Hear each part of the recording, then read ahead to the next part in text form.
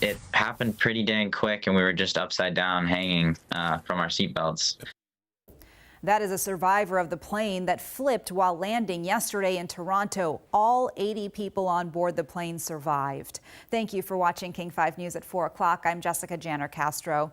This here is new aerial video of the plane, which remains upside down at Toronto Pearson International Airport while crews investigate. We are also seeing new video from inside the plane. Take a listen. Everything, drop it. Come on.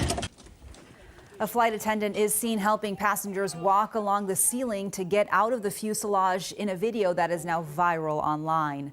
Of the 21 passengers injured, 2 remain in the hospital at this hour. Let's get to NBC's Antonia Hilton with the latest. Here at Toronto Pearson, vehicles are surrounding the plane that overturned on the tarmac yesterday. And we heard from officials in today's presser that now there are U.S., Canadian officials here on the ground involved in this investigation, as well as representatives from Delta. And you heard in the questioning from reporters who were there on the ground that this is really zeroing in on a question of weather, the conditions on the tarmac.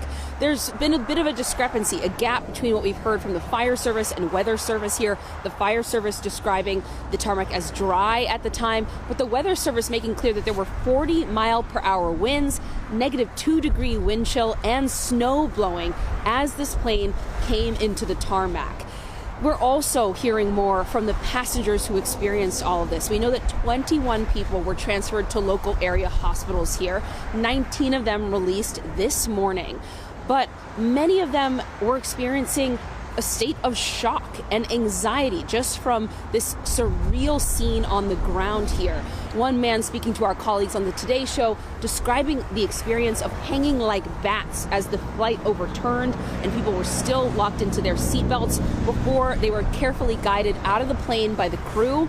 We heard today at the presser that really it's thanks to the crew and to first responders who very quickly came, covered the plane in foam, and reacted to the scene on the ground to keep people safe, to get them out of harm's way, and then to begin this investigation. This crash has airline safety in the spotlight again. Still, aviation experts are stressing the skies are very safe. Aviation is safe, commercial aviation, safest form of transportation, even as these incidents do, rightfully shake people up a little bit.